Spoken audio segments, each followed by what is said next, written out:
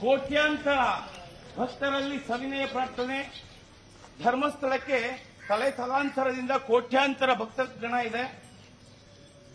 ಇಡೀ ವಿಶ್ವದಲ್ಲಿ ಏಕೈಕ ಸಮುದಾಯ ಇವತ್ತಿಗೂ ಜೈನ ಸಮುದಾಯ ಅಹಿಂಸಾ ಪರಮೋ ಧರ್ಮ ಅಂತ ನಡ್ಕೊಳ್ತಾ ಇದೆ. ಒಂದು ಹಿರಿವೆಯನ್ನು ಸಾಯಿಸಲ್ಲ ಅದು ಅಂತ ನಡೆದಾಡುವ ದೇವರಾದಂತಹ ದೇವ ಮಾನವರನ್ನ ಕೆಲವೊಂದು ದುಷ್ಟ ಶಕ್ತಿಗಳು, ಮತಾಂಧ ಶಕ್ತಿಗಳು ಕೊಡುವಂತ ಹಣಕ್ಕಾಗಿ ದೇವ ಮಾನವರನ್ನ ಅವಹೇಳನ ಮಾಡ್ತಾ ಇದ್ದಾರೆ, ಅಪಪ್ರಚಾರ ಮಾಡ್ತಾ ಇದ್ದಾರೆ. ಕ್ಷೇತ್ರದಲ್ಲಿ ಅವರ ಹತ್ರ ಯಾವುದೇ ಒಂದು ಸಾಕ್ಷಿ ಇಲ್ಲ. ಆದ್ರೆ ನಾವು ಸದ್ಭಕ್ತರು ಏನ್ ಮಾಡ್ತಾ ಇದ್ದೀವಿ, ಎಲ್ಲವನ್ನು ನೋಡ್ಕೊಂಡು ಸುಮ್ಮನೆ ಇದೀವಿ. ಯಾಕೆ? ವಿರೋಧಿಗಳಿಗೆ ಮಾತಾಡ್ಲಿಕ್ಕೆ ಬಾಯಿ ಇದೆ, ನಮಗೆ ಬಾಯಿ ಇಲ್ವಾ? SIT ತನಿಖೆ ಆಗ್ತಾ ಇದೆ, ನಾವು ತನಿಖೆಗೆ ಸಹಕಾರ ಕೊಡಬೇಕು ಅಂತ ಇದ್ದೇವೆ. ಆದ್ರೆ ಅವರು ತನಿಖೆಯನ್ನು ಒಂದು ಅಂದ್ರೆ ವಿರೋಧ ಪಡಿಸ್ಲಿಕ್ಕೋಸ್ಕರನ, ದಾರಿ ತಪ್ಪಿಸ್ಲಿಕ್ಕೋಸ್ಕರ ಅವರು ಪ್ರತಿನಿತ್ಯ ಮಾತಾಡ್ತಾ ಇದ್ದಾರೆ, ಇಲ್ಲ ಸಲ್ಲದ ಸುಳ್ಳುಗಳನ್ನು ಹೇಳ್ತಾ ಇದ್ದಾರೆ, ಧರ್ಮಸ್ಥಳದ ಮೇಲೆ ಗಂಭೀರ ಆರೋಪವನ್ನು ಮಾಡ್ತಾ ಇದ್ದಾರೆ. ಯಾಕೆ ಸದ್ಭಕ್ತರೆಲ್ಲ ಸುಮ್ಮನಿರೋದು? ಇವತ್ತು ನಿಮ್ಗೆಲ್ಲರಿಗೂ ಗೊತ್ತಿದೆ, ವರಮಹಾಲಕ್ಷ್ಮಿ ಹಬ್ಬ, ಇಲ್ಲಿಗೆ ಲಕ್ಷಾಂತರ ಜನರು ಬರಬೇಕಾಗಿತ್ತು. ಆದ್ರೆ ನಮ್ಮ ಮೂರ್ಖ ಹಿಂದೂಗಳು ಅಂತ ಹೇಳ್ಬೇಕು, ಯಾರೋ ಒಬ್ಬ ಮತಾಂಧ ಶಕ್ತಿಗಳಿಂದ ಹಣ ಪಡೆದಂತ ಒಂದು ಅಪಪ್ರಚಾರ ಮಾಡ್ದ. ಆ ಅಪಪ್ರಚಾರಕ್ಕೆ ಕಿವಿಗೊಟ್ಟು ಇವತ್ತು ಕ್ಷೇತ್ರ ಬಿಗುವಂತ ಇದೆ. ನಾವು ದೇವರ ಮೇಲೆ ನಂಬಿಕೆ ಕಳ್ಕೊಳ್ತಾ ಇದ್ದೀವಿ. ಯಾರೋ ಒಬ್ಬ ಮಾತಿಗೆ, ಮತಾಂಧನ ಮಾತಿಗೆ ದೇವರ ಮೇಲೆ ನಂಬಿಕೆಯನ್ನು ನಾವು ಕಳ್ಕೊಳ್ತಾ ಇದ್ದೀವಿ, ಧರ್ಮದ ಮೇಲೆ ನಂಬಿಕೆ ಕಳ್ಕೊಳ್ತಾ ಇದ್ದೀವಿ. ನೆನಪಿಡಿ, ಓರ್ವ ಬಾಬರ್ ಅಂತೇಳಿ ಭಾರತದ ಮೇಲೆ ಬಂದು ಶ್ರೀರಾಮ ಜನ್ಮಭೂಮಿಯಲ್ಲಿದ್ದಂತಹ ಮಂದಿರವನ್ನು ಕೆಡುವುದ, ಅದನ್ನು ವಾಪಸ್ ಪಡೀಲಿಕ್ಕೆ 500 ವರ್ಷ ಸಂಘರ್ಷ ಪಡಿಬೇಕಾಯಿತು. 500 ವರ್ಷ ಸಂಘರ್ಷ ಮಾಡಿದ್ದೀವಿ. ತದನಂತರ ಈಗ ರಾಮ ಜನ್ಮಭೂಮಿಯಲ್ಲಿ ಮತ್ತೆ ಭವ್ಯ ಮಂದಿರ ಕಟ್ಟಿದ್ದೇವೆ. ಇದು ಈ ಒಂದು ಶ್ರೀ ಕ್ಷೇತ್ರ ನೇರವಾಗಿ, ಪ್ರತ್ಯಕ್ಷವಾಗಿ, ಪರೋಕ್ಷವಾಗಿ ಲಕ್ಷಾಂತರ ಜನರಿಗೆ ಉದ್ಯೋಗವನ್ನು ಕೊಟ್ಟಿದೆ, ವಿದ್ಯಾದಾನ ಮಾಡ್ತಾ ಇದೆ, ಅನ್ನದಾನ ಮಾಡ್ತಾ ಇದೆ. ಇಲ್ಲಿ ಯಾವುದೇ ಮತಾಂಧ ಶಕ್ತಿಗಳ ಆಕ್ರಮಣಕ್ಕೆ ಅವಕಾಶ ಕೊಡ್ತಾ ಇಲ್ಲ. ಈ ಒಂದು ಕಾರಣದಿಂದ ಮತಾಂಧ ಶಕ್ತಿಗಳು ಇಲ್ಲಿ ಶಾಲೆ ಮಾಡಬೇಕು ಅಥವಾ ಯಾವುದೋ ಅವರು ಪ್ರಾರ್ಥನಾ ಮಂದಿರ ಮಾಡಬೇಕು, ಏನೋ ಒಂದು ಯಾವುದಕ್ಕೂ ನಮ್ಗೆ ಅವಕಾಶ ಕೊಟ್ಟಿಲ್ಲ ಅನ್ನೋ ಕಾರಣಕ್ಕೆ ಯಾರೆಲ್ಲ ನಮ್ಮ ಒಂದು ಹಿಂದೂ ವೇಷಧಾರಿಯಾಗಿದ್ದಾರೋ ಅಂತವ್ರನ್ನ ಆಮಿಷ ಕೊಟ್ಟು, ಹಣ ಕೊಟ್ಟು ಕ್ಷೇತ್ರದ ವಿರುದ್ಧ ಎತ್ತಿ ಕಟ್ತಾ ಇದ್ದಾರೆ. ಬಹುತೇಕ ಮಂಗಳೂರು ಭಾಗದಲ್ಲಿ ಹಿಂದುತ್ವ ಅಂದ್ರೆ ಗಟ್ಟಿಯಾದ ಒಂದು ಭದ್ರಕೋಟೆ. ಆದ್ರೆ ಕಾರ್ಯಕರ್ತರು ಯಾರಿಗೂ ಗೊತ್ತಿಲ್ಲ, ಈ ತಿಮರೋಡಿ ಎನ್ನುವ ಒಬ್ಬ ಸೈತಾನ, ಅವನು ಧರ್ಮದ ವಿರುದ್ಧ, ಏನು ದೇವರ ವಿರುದ್ಧ ಬರ್ತಿರ್ತಕ್ಕಂಥ ಒಬ್ಬ ಸೈತಾನ ತಿಮರೋಡಿ ಎನ್ನುವನು. ಅವನಿಗೆ 100 ಕೋಟಿ ರೂಪಾಯಿ ದುಡ್ಡು ಕೊಟ್ಟಿದ್ದಾರೆ, ಭವ್ಯವಾದ ಬಂಗಲೆ ಕಟ್ತಾ ಇದ್ದಾನೆ. ಎಲ್ಲಿಂದ ಬಂತು? ಚೇತಕ್ ಗಾಡಿಯಲ್ಲಿ ಓಡಾಡ್ತಿದ್ದ ಅವನು.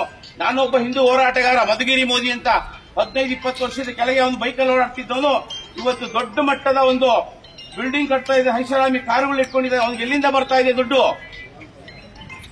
ಅದೇ ಏನು ವಿಧಾನಸೌಧದಲ್ಲಿ ಬಾಂಬ್ ಹಾಕಿ ಬೆದರಿಕೆ ಹಾಕಿದ್ದಲ್ಲ ಒಬ್ಬ SI ಆಗಿದ್ದಾಗ, ನಿಮ್ಗೆಲ್ಲರೂ ಗೊತ್ತಿದೆ, ಗಿರೀಶ್ ಮುಟ್ಟಣ್ಣ. ಅವನು ಮುಟ್ಟಣ್ಣದ ಮುಟ್ಟಾಳ. ಅವನು ಪ್ರತಿನಿತ್ಯ ನಾವು ಇಡೀ ಕೋಟ್ಯಾಂತರ ಭಕ್ತಾದಿಗಳು ನಂಬಿರ್ತಕ್ಕಂಥ ದೇವರನ್ನ, ದೇವ ಮಾನವರನ್ನ ಅವಹೇಳನ ಮಾಡ್ತಾ ಇದ್ದಾನೆ ಬಾಯಿಗೆ ಬಂದಂಗೆ. ಯಾವ ಸಾಕ್ಷಿ ಇದೆ? ನೀವು ಯಾರು ಕೇಳ್ತಾ ಇಲ್ಲ. ಸಾಕ್ಷಿಗಳಿದ್ರೆ ತಗೊಂಡು ಕೋರ್ಟ್ ಮುಂದೆ ಕೊಡ್ಲಿ. ವೈಯಕ್ತಿಕ ತೇಜೋವಧೆ ಕಾನೂನಿನಲ್ಲಿ ಅವಕಾಶ ಇಲ್ಲ. ಯಾವ ಕಾನೂನು ಹೇಳದ ವೈಯಕ್ತಿಕ ತೇಜೋವಧೆ ಮಾಡೋ ಅಂತೇಳಿ. ಸಿದ್ದರಾಮಯ್ಯನವ್ರನ್ನ ನಾವು ಯಾರಾದ್ರೂ ಒಂದೇ ಒಂದು ಮಾತು ಬೈದ್ರೆ ಮಾರನೇ ಬೆಳಿಗ್ಗೆ FIR ಆಗಿ ಅರೆಸ್ಟ್ ಮಾಡ್ತಾರೆ. ಅದೇ ಸಿದ್ದರಾಮಯ್ಯನ ಅವಧಿಯಷ್ಟು 5 ವರ್ಷ CM. ನಡೆದಾಡುವ ದೇವರು ಧರ್ಮಸ್ಥಳ ಶ್ರೀ ಕ್ಷೇತ್ರ ಲಕ್ಷಾಂತರ ಜನಕ್ಕೆ ಅನ್ನದಾಸೋಹ, ವಿದ್ಯಾದಾಸೋಹ, ಉದ್ಯೋಗ ಎಲ್ಲವನ್ನ ಕೊಡ್ತಾ ಇದೆ. ಒಂದೊಂದು ಸಂಸ್ಥೆ, 100 ಸಂಸ್ಥೆಗಳಿದೆ ಧರ್ಮಸ್ಥಳದವು. ಒಂದೊಂದು ಸಂಸ್ಥೆಗೆ ಈಗ ಉದಾಹರಣೆ ಹೇಳಬೇಕು ಅಂದ್ರೆ ಗ್ರಾಮೀಣಾಭಿವೃದ್ಧಿ ಯೋಜನೆ ಇದೆ, 40,000 ಜನ ಉದ್ಯೋಗ ಸಿಕ್ಕಿದ್ದಾರೆ. ಈ ಕ್ಷೇತ್ರದಲ್ಲಿ ಸುಮಾರು ಒಂದು 8ರಿಂದ 10,000 ಜನ ಇದ್ದಾರೆ, ಉದ್ಯೋಗ ಕೊಟ್ಟಿದೆ. ನೋಡಿ, ಅವರ ಷಡ್ಯಂತ್ರ ಒಂದೇ. ಈ ಒಂದು ಕ್ಷೇತ್ರವನ್ನ ಏನಾದ್ರೂ ಮಾಡಿ ಒಂದು ಸಣ್ಣ ಆರೋಪವನ್ನು ಕ್ಷೇತ್ರದ ಮೇಲೆ ಹೊರಿಸಿ ಇದನ್ನ ಮುಜರಾಯಿ ಇಲಾಖೆಗೆ ತಗೋಬೇಕು.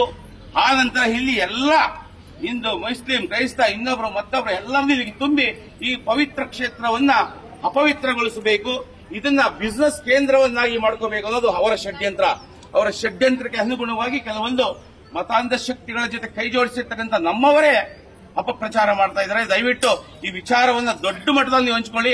ನಿಮ್ಮ ಕೈಯಲ್ಲಿ ಲೆಟರ್ ಬರೆಯಿರಿ, ಟ್ವೀಟ್ ಮಾಡಿ, ಫೇಸ್ಬುಕ್, ವಾಟ್ಸ್ಆಪ್ ಅಲ್ಲಿ ಯಾರೆಲ್ಲ ಧರ್ಮಸ್ಥಳದ ವಿರುದ್ಧ ಸಾಕ್ಷ್ಯಾಧಾರ ರಹಿತವಾದಂತಹ ಆರೋಪವನ್ನ ಮಾಡ್ತಾ ಇದ್ದಾರೋ, ನಮ್ಮ ಶ್ರೀಗಳ ವಿರುದ್ಧ ಯಾರೆಲ್ಲ ಅವಹೇಳನ ಮಾಡ್ತಾ ಇದ್ದಾರೋ ಅವರಿಗೆ ಲಕ್ಷಾಂತರ ರೂಪಾಯಿ ಹಣ ಬಂದಿರತಕ್ಕಂಥ ಅನುಮಾನ ಇದೆ. ಕೋಟ್ಯಾಂತರ ರೂಪಾಯಿ 100 ಕೋಟಿ ಹಣ ಬಂದಿರುವ ಅನುಮಾನ ಇದೆ. ಹಾಗಾಗಿ ಅವರನ್ನ ತನಿಖೆಗೆ ಒಳಪಡಿಸಬೇಕು ಅಂತೇಳಿ ದಯವಿಟ್ಟು ಎನ್ಐಎಗೆ ಬರೀತಿರೋ, ಮೋದಿಗೆ ಬರೀತಿರೋ, ರಾಜ್ಯ ಸರ್ಕಾರಕ್ಕೆ ಬರೀಲಿ. ಯಾರೋ ಒಬ್ಬ ಯೂಟ್ಯೂಬರ್ ಬಂದ ಒಂದು ವಿಡಿಯೋ ಹಾಕ್ಬಿಟ್ಟ ಅಂತ ಹೇಳ್ಬಿಟ್ಟು ಎಡಪಂಥೀಯರೆಲ್ಲ ಹೋಗ್ಬಿಟ್ಟು SIT ತನಿಖೆ ಆಗ್ಬೇಕು ಅಂತ SIT ರಚನೆ ಮಾಡಿರಲ್ವಾ. ಈಗ ನಾವು ಕೋಟ್ಯಾಂತರ ಸದ್ಭಕ್ತರು ಕೇಳೋಣ. ಈ ಒಂದು ಅಪಪ್ರಚಾರ ಮಾಡ್ತಿರ್ತಕ್ಕಂಥವರು ಆಮಿಷಕ್ಕೆ ಒಳಗಾಗಿ ಹಣ ಪಡೆದು ಅಪಪ್ರಚಾರ ಮಾಡ್ತಾವ್ರೆ. ಅವರ ವಿರುದ್ಧ ನೀವು ತನಿಖೆ ಮಾಡಿ ಅಂತ ನಾವೆಲ್ಲರೂ ಬರೆಯೋಣ. ದಯವಿಟ್ಟು ಸುಮ್ಮನೆ ಇದ್ರಾಗಲ್ಲ. ಧರ್ಮಸ್ಥಳಕ್ಕೆ ಇವತ್ತು ಬಂದಿದ್ದೀರಾ, ಇವತ್ತು ಪುಣ್ಯ ದಿನ.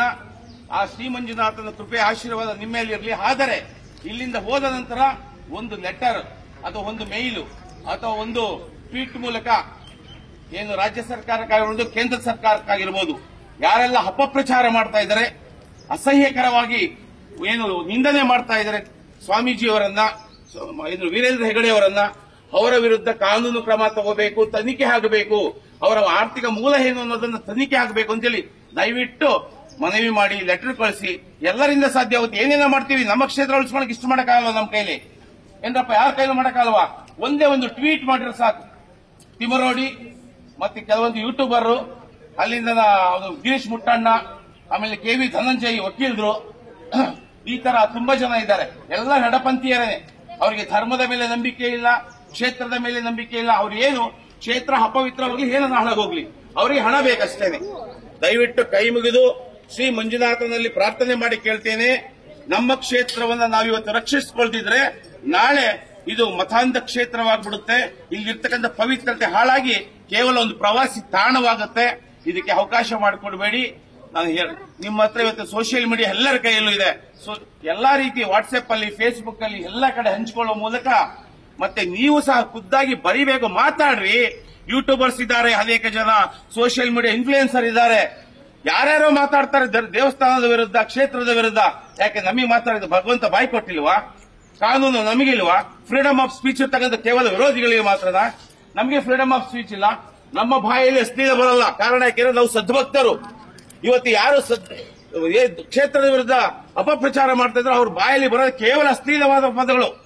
ಏನು ವೀರೇಂದ್ರ ಹೆಗಡೆ ಅವರನ್ನ ಕೆಟ್ಟ ಪದಗಳನ್ನು ನಿಂದಿಸ್ತಾರೆ, ಅವ್ರ ತಮ್ಮರವರನ್ನ ಕೆಟ್ಟ ಪದಗಳನ್ನು ನಿಂದಿಸ್ತಾ ಇದ್ದಾರೆ. ಯಾರು ಅವ್ರಿಗೆ ಅಧಿಕಾರ ಕೊಟ್ಟಿದ್ದಾರೆ? ಯಾವ ಸಂವಿಧಾನ ಕೊಟ್ಟಿದ್ದಾರೆ ಅವ್ರಿಗೆ ಆ ಅಧಿಕಾರವನ್ನ? ಸಂವಿಧಾನ ಹೇಳುತ್ತಾ ಸಾಕ್ಷ್ಯರಹಿತವಾಗಿ ಆರೋಪ ಮಾಡಬಹುದು, ನಿಂದಿಸಬಹುದು ಅಂತ ಯಾವ್ದಾದ್ರು ಸಂವಿಧಾನ ಹೇಳುತ್ತಾ? ರಾಜ್ಯ ಸರ್ಕಾರ ಬಾಯಿ ಮುಚ್ಚಿ ಕೂತಿದೆ ಈ ವಿಚಾರದಲ್ಲಿ. ನಾನು ಕಳೆದ ಬಾರಿ ನಿಮಗೆ ಗೊತ್ತಿರಬಹುದು, ನನ್ನ ಮೇಲೆ 100 ಕೇಸುಗಳಿದ್ವು. ಯಾಕೆ ಕೇಸ್ ಆಗ ಗೊತ್ತಾ? ಸಿದ್ದರಾಮಯ್ಯ ಟೀಕೆ ಮಾಡಿದ್ರೆ ಬೆಳಗ್ಗೆ ಕೇಸ್ ಬೀಳೋದು ನನ್ನ ಮೇಲೆ.